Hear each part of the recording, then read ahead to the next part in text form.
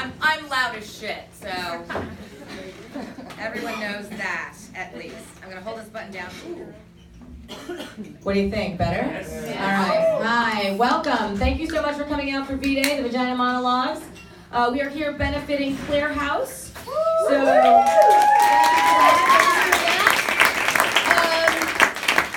a number of local, wonderful, really great ladies that I've come to know are performing tonight, and we'll do an intimate reading of the Vagina Monologues as promised. Before we do that, I want to let you know, as is customary in many, many cultures, turns out, thank you, Gracie. Yes.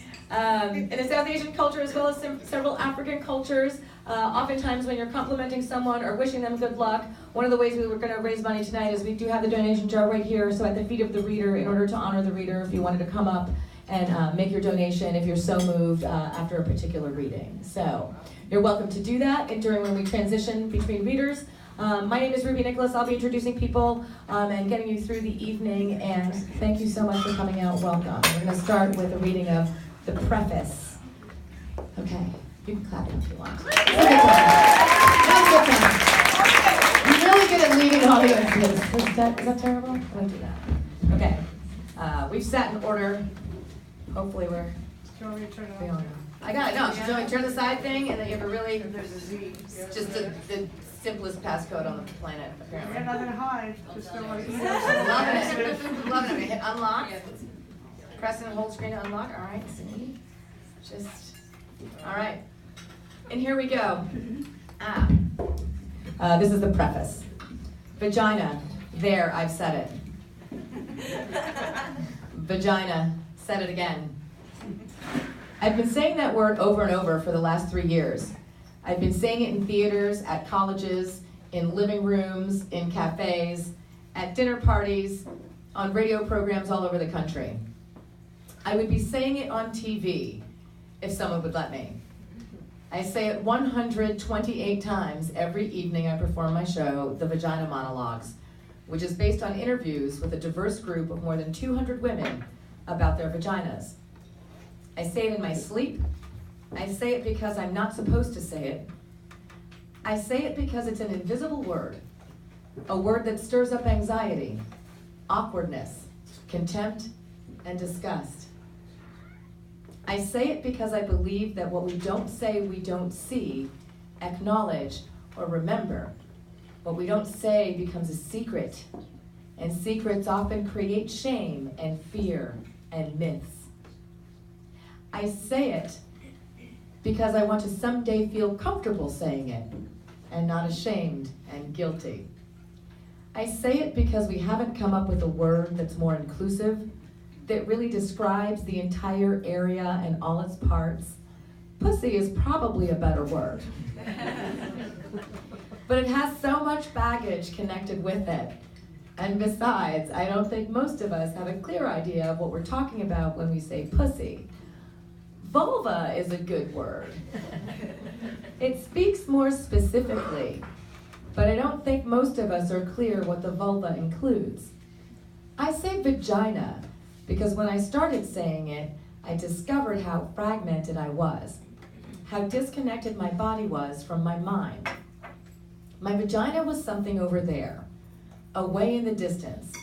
I rarely lived inside it, or even visited.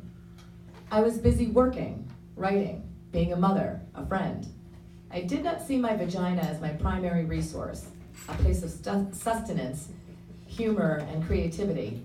It was fraught there, full of fear. I'd been raped as a little girl, and although I'd grown up and done all the adult things one does with one's vagina, I had never really re-entered that part of my body after I'd been violated.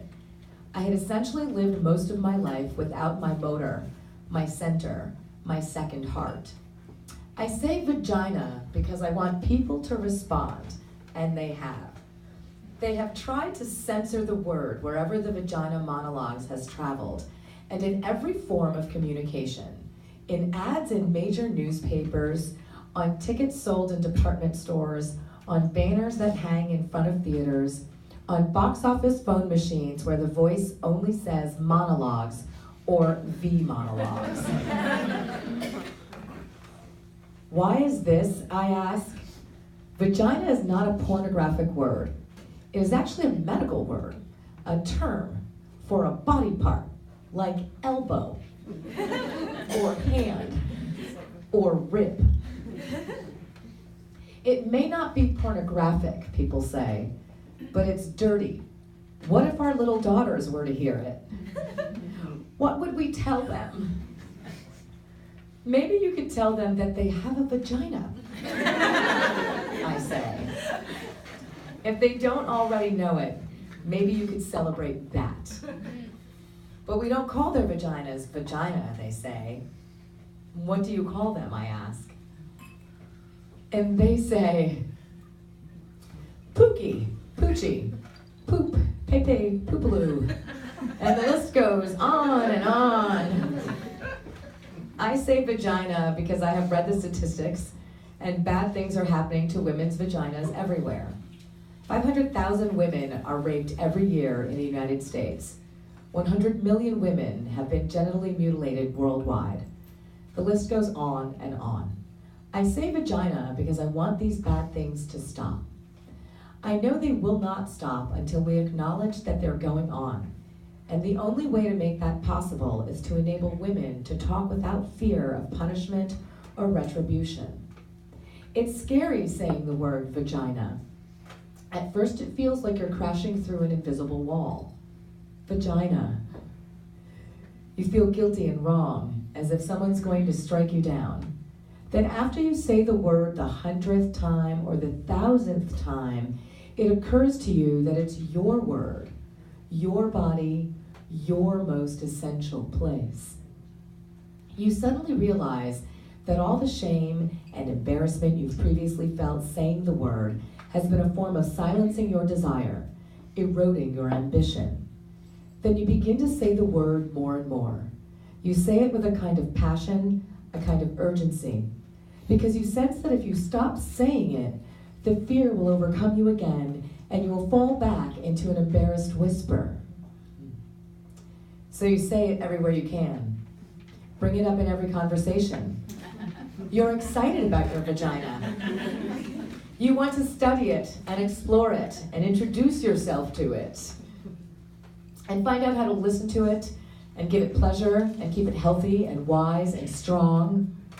You learn how to satisfy yourself and teach your lover how to satisfy you. You're aware of your vagina all day, wherever you are. In your car, at the supermarket, at the gym, in the office. You're aware of this precious, gorgeous, life-bearing part of you. In between your legs, and it makes you smile, and it makes you proud. And as more women say the word, saying it becomes less of a big deal. It becomes part of our language, part of our lives. Our vaginas become integrated and respected and sacred. They become part of our bodies, connected to our minds, fueling our spirits. And the shame leaves, and the violation stops, because vaginas are visible and real, and they are connected to powerful, wise, vagina-talking women. We have a huge journey in front of us. This is the beginning. Here's the place to think about our vaginas, to learn about other women's vaginas, to hear stories and interviews, to answer questions and to ask them. Here's the place to release the myths, shame, and fear. Here's the place to practice saying the word, because as we know, the word is what propels us and sets us free. Vagina.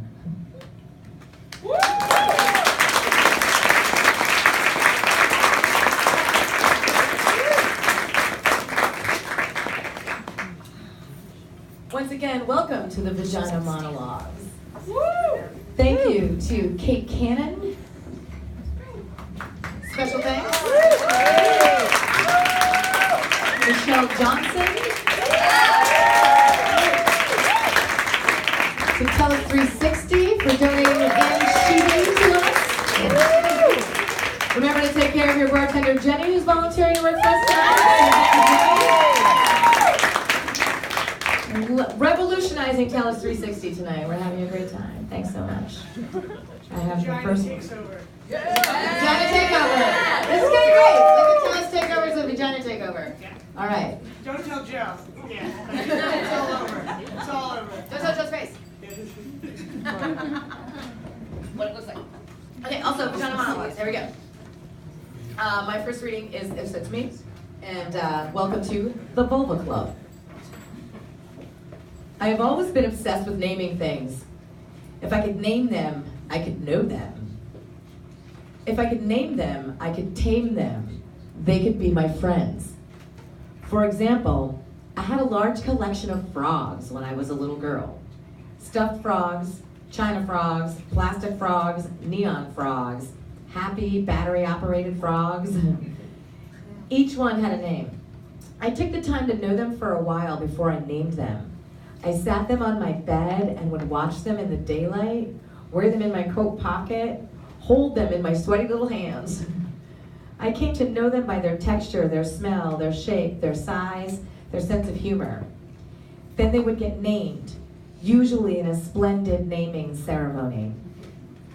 Surrounding with their frog friends, I would dress them in ceremonial coats, put sparkles on them or gold stars, stand them in front of the frog chapel, and name them.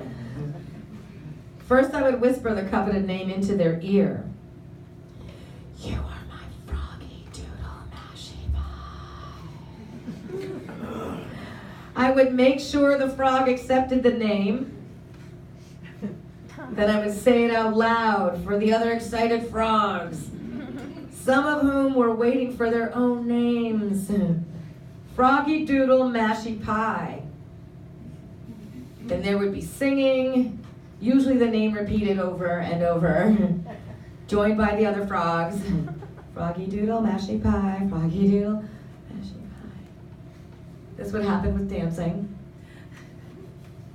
I would line the froggies up and dance in and out of them, hopping like a frog and making general frog noises. Always holding the newly christened frog in my hands or arms, depending on the size. It was an exhausting ceremony, but crucial. It would have been fine if it had been limited to frogs, but soon I needed to start naming everything. I named rugs and doors and chairs and stairs. Ben, for example, was my flashlight, named after my kindergarten teacher, who was always in my business. I eventually named all the parts of my body. My hands, Gladys. They seemed functional and basic, like a Gladys. I named my shoulders Shorty, strong and a little belligerent.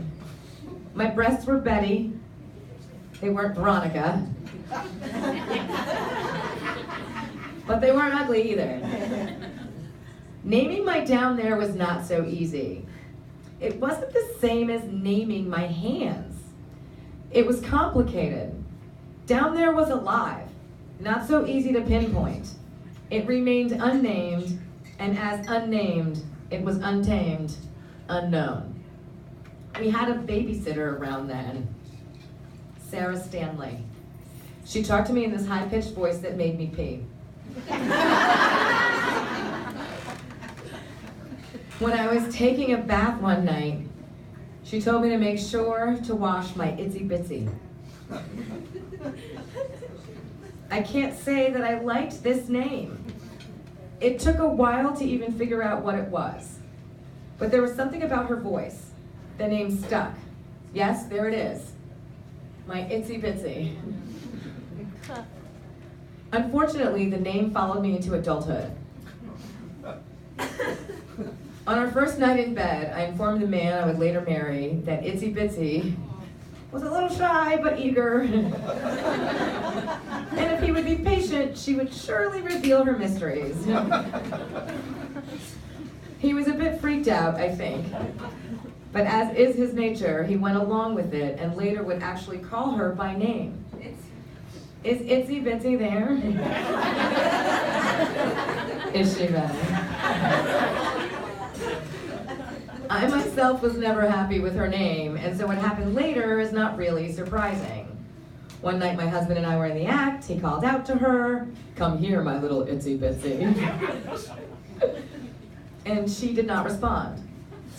It was if she suddenly wasn't there. "Itsy bitsy, it's me, your biggest fan."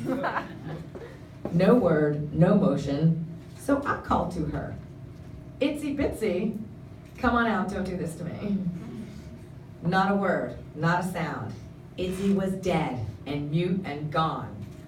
Itsy bitsy. For days she did not come. Then weeks, then months. I became despondent. I reluctantly told my friend Teresa, who is spending all her time in this new women's group, I said, "Itsy bitsy will not speak to me, Teresa. She won't return my calls." Who is Itsy bitsy? My bitsy. I mean, my itsy. "What are you talking about?" she said in a voice that suddenly sounded much deeper than mine. "You mean your vulva, girl?" "What are you..." "Vulva," I said to Teresa. "What exactly is that, exactly?" "It is the package," she said. "It is the entire deal. Vulva. Vulva." I could feel something unlock. Itsy bitsy was wrong. I knew this all along. I could not see Itsy bitsy. I never knew who or what she was, and she did not sound like an opening or a lip. That night we named her, my husband Randy and I, just like the frogs. Dressed her up in sparkles and sexy clothes. Put her in front of the body chapel, lit candles. At first we whispered it. Vulva. Vulva. Softly to see if she'd hear. Vulva. Vulva, are you there? There was sweetness and definitely something stirred. Vulva. Vulva, are you real? And we sang the vulva song, which didn't involve croaking, but kissing. And we danced the vulva dance, which didn't involve hopping, but leaping. And all the other body parts were lined up. Betty and Gladys and Short. And they were definitely listening.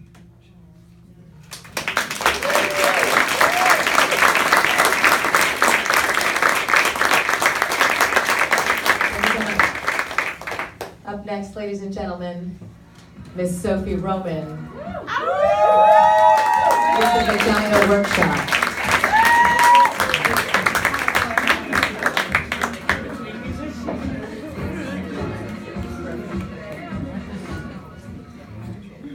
Evening, everybody. My vagina is a shell, a round, pink, tender shell, opening and closing, closing and opening. My vagina is a flower, an eccentric tulip, the center acute and deep, the scent delicate, the petals gentle but sturdy. I did not always know this. I learned this in the Vagina Workshop. I learned this from a woman who runs the Vagina Workshop, a woman who believes in vaginas, who really sees vaginas, who helps other women see vaginas by seeing other women's vaginas. In the first session, the woman who runs the Vagina Workshop asked us to draw a picture of our own unique, beautiful, fabulous vagina. That's what she called it. She wanted to know what our own unique, beautiful, fabulous vagina looked like to us. One woman who was pregnant drew a big red mouth screaming with coins spilling out.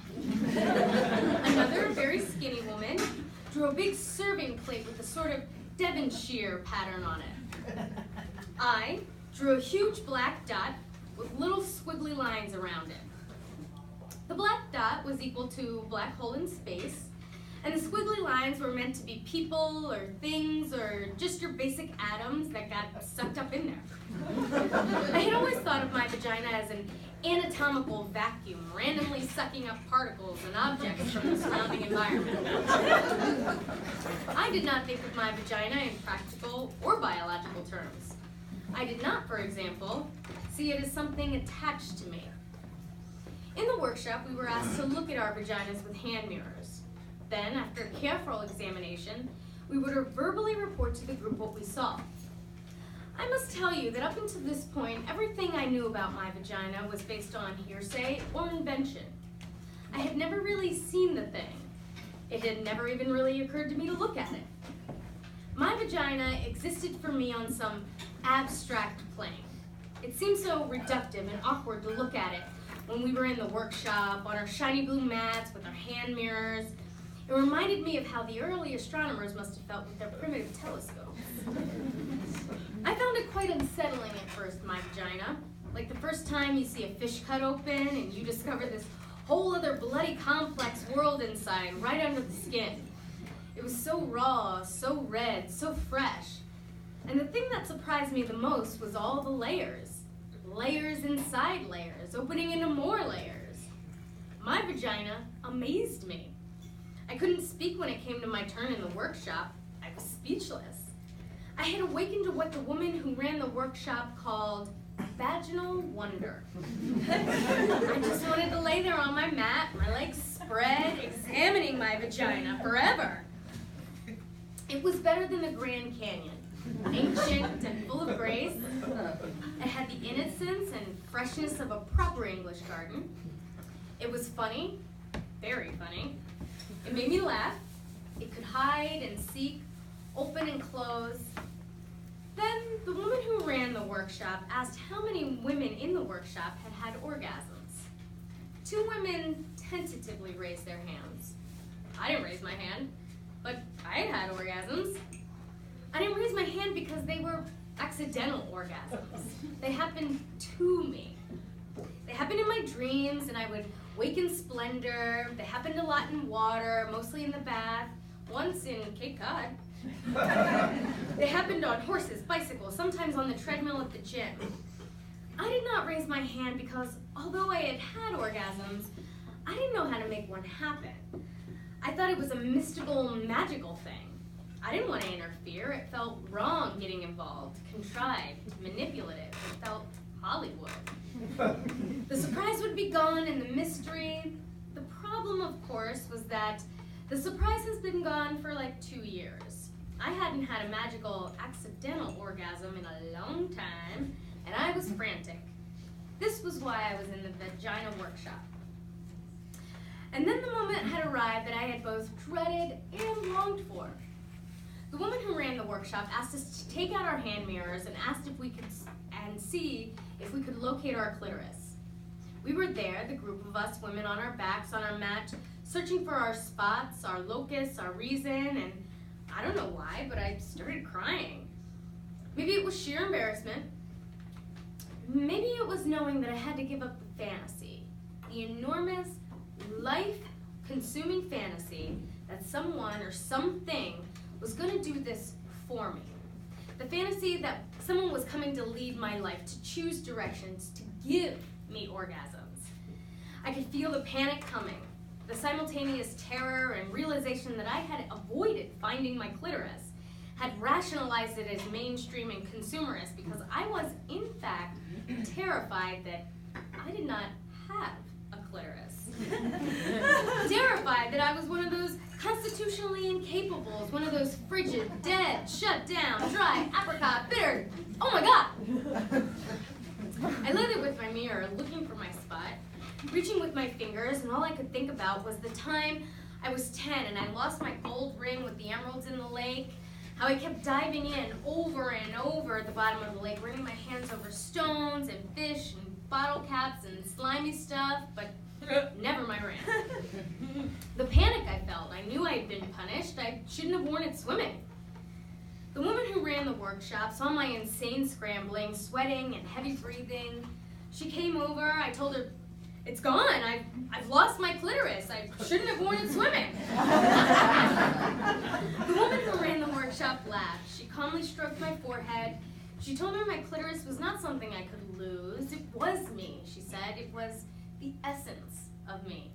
It was both the doorbell to my house and the house itself. I didn't have to find it. I had to be it. Be it. Be my clitoris. I lay back and closed my eyes. I put the mirror down. I watched myself floating above myself. I watched as I slowly began to approach myself and re-enter. I felt like an astronaut re-entering the surface of the earth. It was very quiet, this re-entry. Quiet and gentle. I bounced and landed and bounced. I came into my own muscles and blood cells, and then I slid into my vagina. It was suddenly easy and I fit. I was all warm and pulsing and ready and young and alive, and then, without looking, with my eyes still closed, I put my finger on what had suddenly become me. There was a little quivering at first, which urged me to stay. Then the quivering became a quake, an eruption, the layers dividing and subdividing. The quaking broke open into an ancient horizon of light and silence, which opened onto a plane of music and colors and innocence and longing, and I felt connection, calling connection, as I lay there thrashing about on my little blue mat. My vagina is a shell, a tulip, a destiny. I'm arriving as I'm beginning to leave. My vagina, me.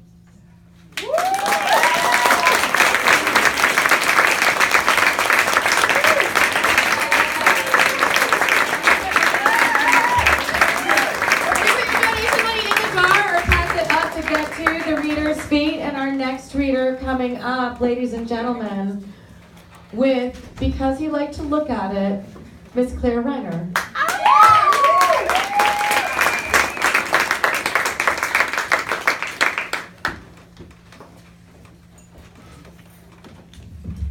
I'm short.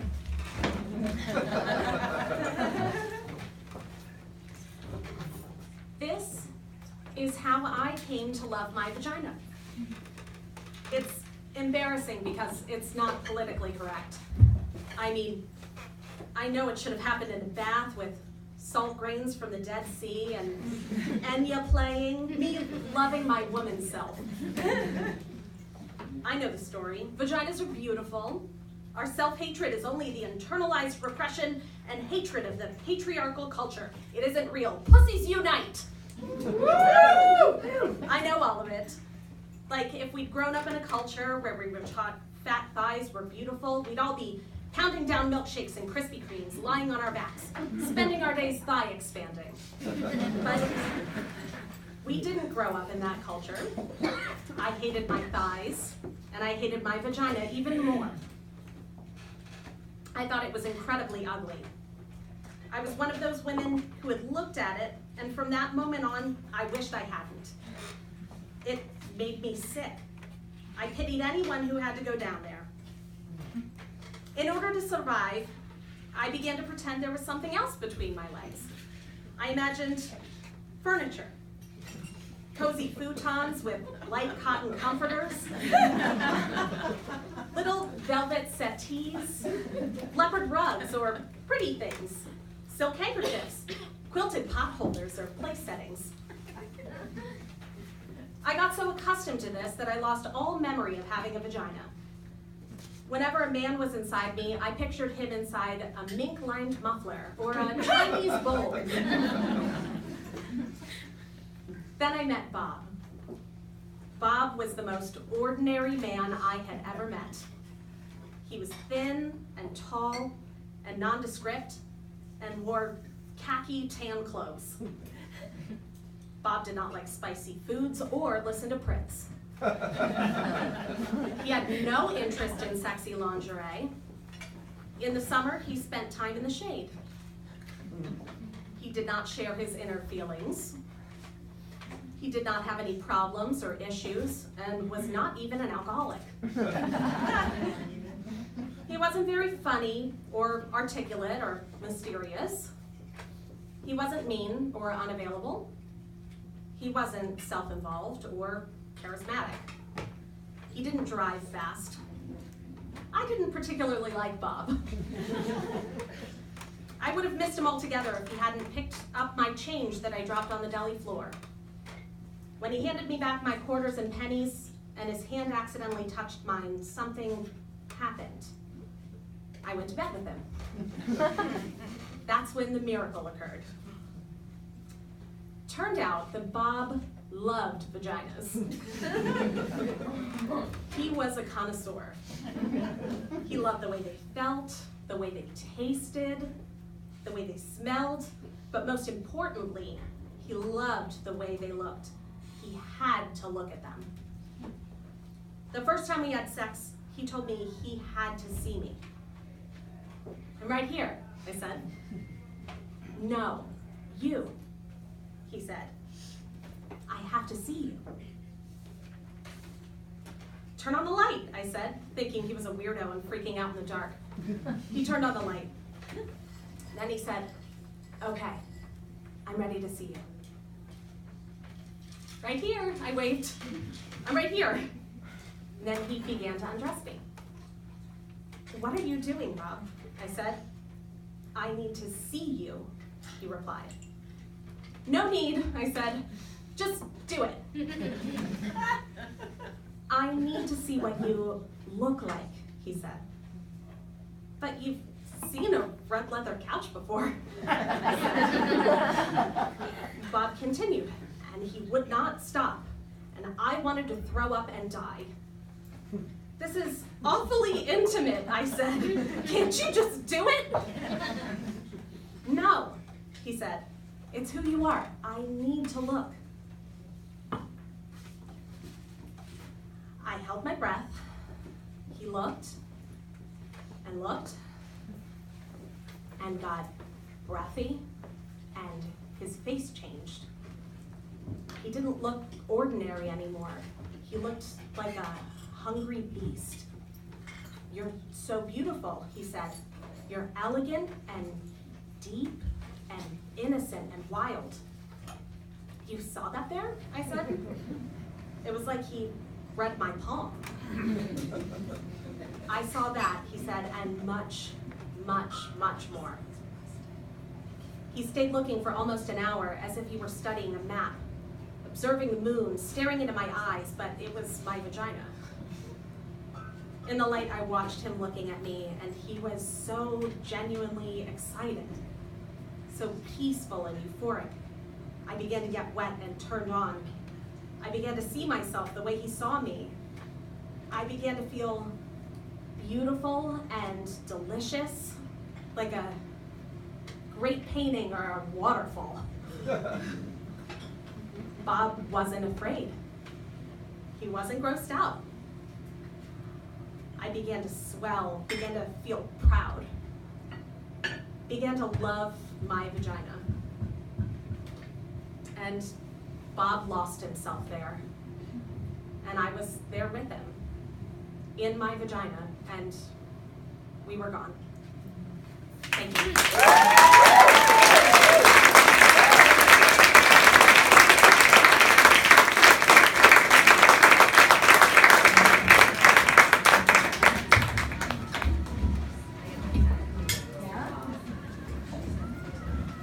Next up with My Vagina Was My Village.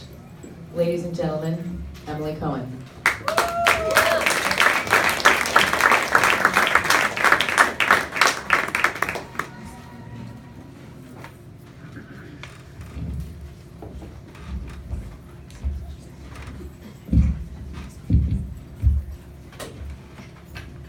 This piece is for the women of Bosnia.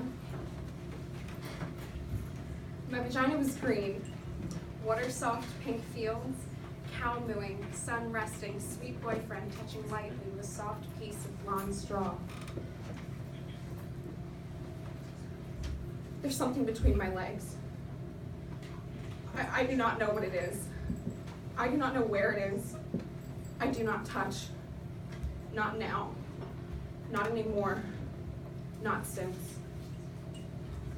My vagina was chatty. Can't wait. So much saying words, talking, can't quit trying, can't quit saying, oh yes, oh yes. Not since I dreamed there's a dead animal sewn in down there with thick black fishing line. And the bad dead animal smell cannot be removed. And its throat is slit and it bleeds through all my summer dresses.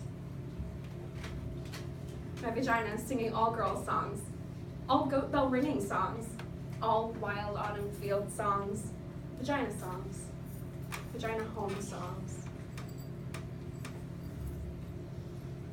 Not since the soldiers put a long, thick rifle inside of me. So cold, the steel rod canceling my heart. Don't know whether they're going to fire it or shove it through my spinning brain. 6 of them. Monstrous doctors with black masks shoving bottles up me too. There were sticks at the end of a broom. My vagina swimming river water, clean spilling water over sun-baked stones, over stone clit stones, over and over. Not since I heard the skin tear and made lemon screeching sounds. Not since a piece of my vagina came off in my hand, part of the lip. Now one side of the lip is completely gone. My vagina, a live wet water village. My vagina, my hometown. Not since they took turns for 7 days smelling like feces and smoked meat.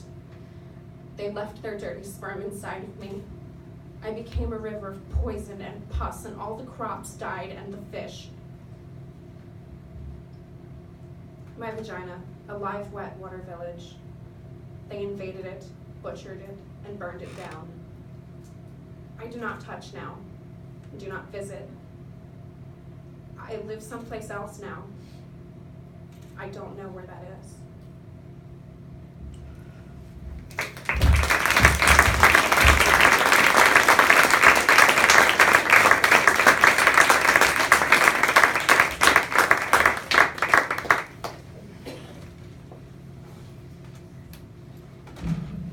With an original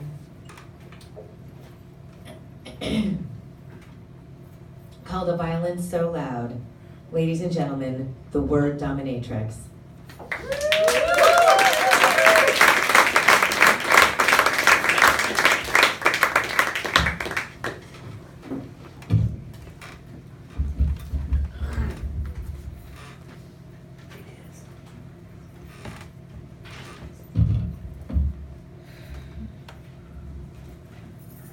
Just like to take a moment to offer some silence for what was just read.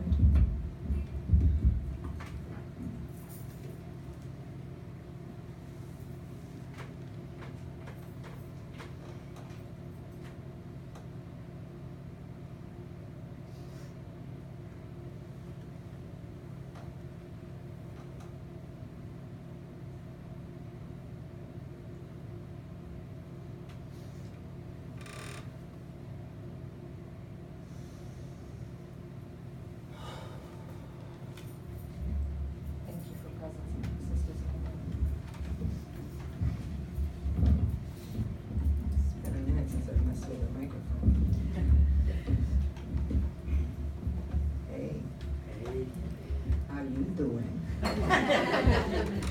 can't even get this right back on. I don't know what direction I'm going.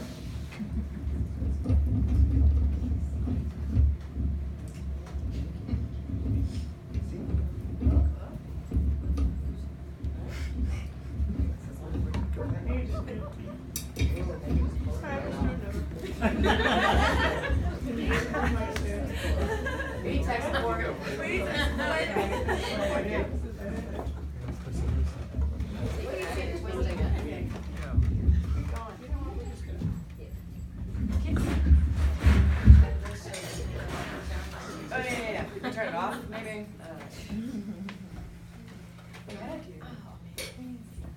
Sorry, I was all broken up. I forgot righty tighty. Got all fucked up. That's on me. I'm just saying I never had to work a pole so hard.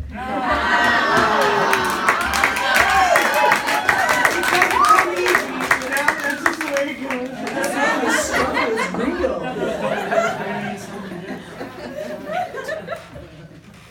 right now, so I went through this awful divorce, and it broke my heart into a million pieces. And there was something about this extraordinary pain that kind of like ran through my body. I mean, I literally felt it in my vagina, and I can't explain it, but I remember calling my good friend who's a massage therapist and telling her, listen, I don't understand. Like, it hurts all the way from the inside, all the way up to my heart. And what that did was gifted me with the understanding that I am so connected. And that my experience as a Latina Jew, more specifically a Puerto Rican Jew, we exist and it's not exotic, thank you. Everything about my culture and the way we move and breathe is about a legacy and generations of building from the inside out, family and community.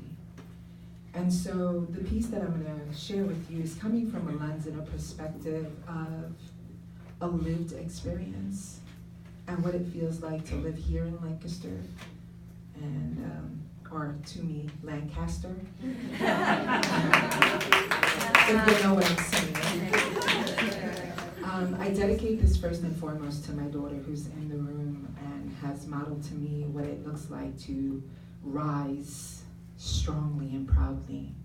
My son, who's also in the room, my lover and friend, and my daughter's fiance, who loves her in such a way that it's marvelous to me. And I think I'm tired of fracturing and separating the human body with the experience, with the ethnicity and the geography. And so I want to presence that in the room today.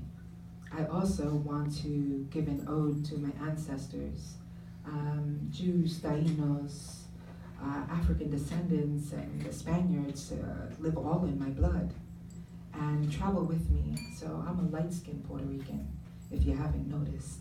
We come in all colors, thank you very much. And it is so damn good. I can't begin to tell you. I want to presence that. I want to presence El Shaddai, the many-breasted one.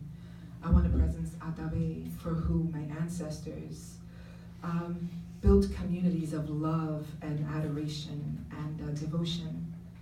And to the lineage of my mother, who are brujas and wise women, I deeply bow to them in this moment, and I'm thankful for what they gave up so that I can be here.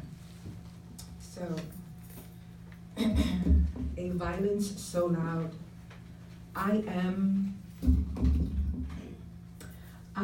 the Juyurican Bruja priestess, also known as the word dominatrix. There are things I want to tell you, words written on my skin, a violence so loud. We run but can't win. My daughter repeats the mantra, my existence is resistance, my existence is resistance, my existence is resistance. She's almost purple in the face. As we work to decolonize and wash whiteness from within, we seek to heal our community, we fight fire with fire. What can I tell you? I'm Puerto Rican. The erasure of my people, our identity, as our island cries out, fuck the colonizer and the internalized shit. Loving our hair, our eyes, our skin, our juicy lips, that your conquering men taught our brothers to split. Keep her quiet, tame that beast. What you don't know about Taínos is that we are egalitarian, sharing responsibility for our community, also recognizing our two-spirited peoples. Don't get it twisted. I'm a high priestess. You can't fuck with this shit. Capitalistic ideas of my value, and still I'm not enough. Charge what you're worth, the language of slavery covert. We are screaming, bleeding, and poor in pocket, tiredness of soul. I said a violence so loud. Every day we show up, ancestral trauma activated, in workspaces, hospitality usually meaning our food. Maybe it's our smile, it seems so welcoming. Bitch, we just tired. A violence so loud. I don't want to end with happy, happy thoughts. I don't want to redeem this to ease your comfort, but my heart yearns for a justice that isn't white, a vagina of a different color. Where my daughter ain't gaslit by white women in my community. Don't fucking touch her hair. Don't go grabbing. Stop asking about our people. Google that shit. Or maybe better yet, fucking stop it. She's my heart, and for her and my son, I've lived this long. Tell your police, don't pull him over. Your Christian God and all there is. I'm a bruja priestess. You don't want some of this. Don't pull my Afro-Latino lover halfway down the block. His gentle soul is sore. That's the only peace I have. Weary from white poverty, from whiteness, poverty, and power dynamics. I said I'm the Puerto Rican bruja priestess, the word dominatrix. I am a daughter of the Puerto Rican nationalist freedom. Viva Puerto Rico Libre.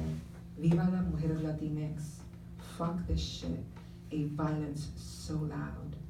Thank you.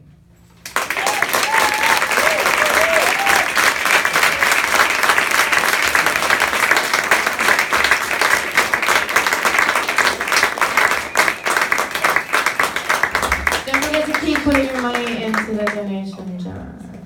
I know you have cash, because that's how you got drinks, bitch. I see you. That's all I'm saying. All right.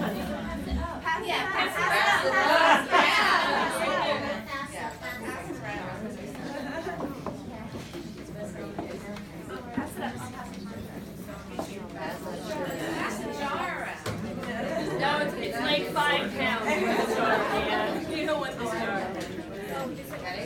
Yeah, I'm ready. Ready? Yeah. Glad we took a little money pause. Stop. Don't pause. Keep passing out. All right.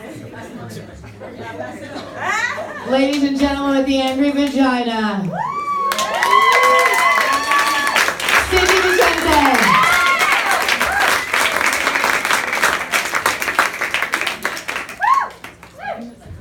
So in the spirit of Angelique, the word dominatrix, I want to acknowledge and honor women who do not have vaginas and vaginas that are not attached to women.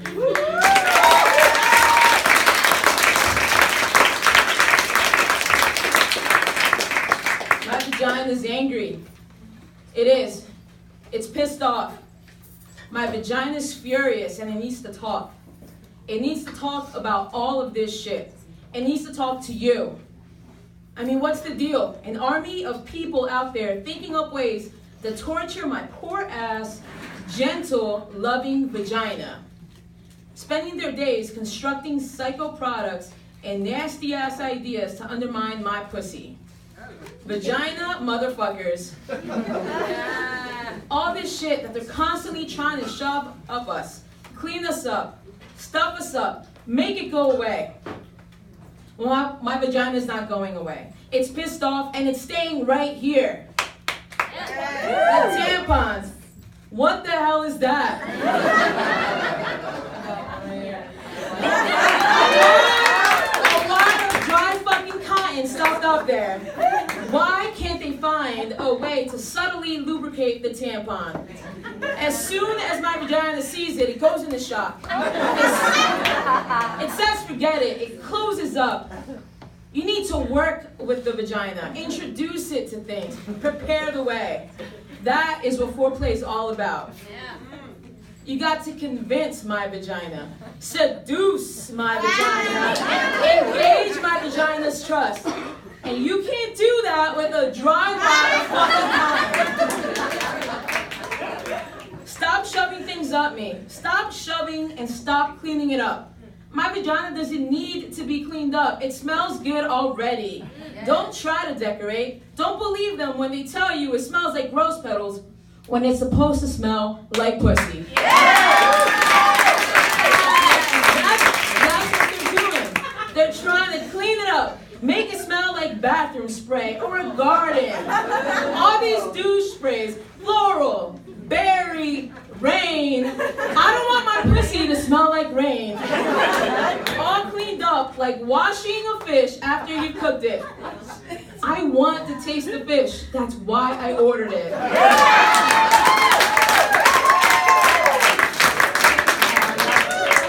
Then there's those exams. Who thought those up? There's gotta be a better way to do those exams. Why this scary paper dress that scratches your tits and crunches when you lie down so you feel like a wad of paper someone threw away? Why the rubber gloves? Why the flashlight? All up in there like Nancy fucking Drew working against gravity. Why the Nazi steel stirrups? The mean cold duck lips they shove inside of you. What is that? My vagina's angry with those visits. It gets defensive weeks in advance. It won't go out of the house. And then you get there. Don't you hate that? Scoot down. Relax your vagina. Why? So you can shove mean cold duck lips up inside of it? No, I don't think so. Why can't they find some nice, delicious purple velvet and wrap it around me? Lay me down on some feathery cotton spread, put on some nice, friendly pink or blue gloves, and rest my feet in some fur-covered stirrups. Warm the duck lips. Work with my vagina. But no, more tortures. Dry wad of fucking cotton, cold duck lips, and thong underwear. That's the worst. Thong underwear. Who thought that up? Moves around all the time, gets stuck in the back of your crusty butt. Vaginas are supposed to be loose and wild, not held together. Woo! That's why girls are so bad. We need to move and spread and talk and talk. Vaginas need comfort. Make something like that. Something to give them pleasure. But no, of course they won't do that. Hate to see a woman having pleasure. Particularly and exceptionally, particularly sexual pleasure. I mean, make a nice pair of soft-cut underwear with a French tickler built in. Women would be coming all day long. Coming in the supermarket, coming on the subway, coming having vaginas. They wouldn't be able to stand it. Seeing all those energized, not taking any shit, hot, happy vaginas. If my vagina could talk, it would talk about itself like me. It would talk about other vaginas. It would do vagina impressions. It would wear Harry Winston diamonds. No clothing. Just there all draped in diamonds. My vagina helped release a giant baby. It thought that it would be doing more of that. It's not. Now it wants to travel. It doesn't want a lot of company. It wants to read and know things and get out more. It wants sex. It loves sex. It wants to go deeper. It is hungry for depth. It wants kindness. It wants change. It wants silence and freedom and gentle kisses and warm liquids and deep touch. It wants chocolate. It wants to scream. It wants to stop being angry. It wants to come. It wants to want. It wants my vagina. My vagina. Well, it wants everything.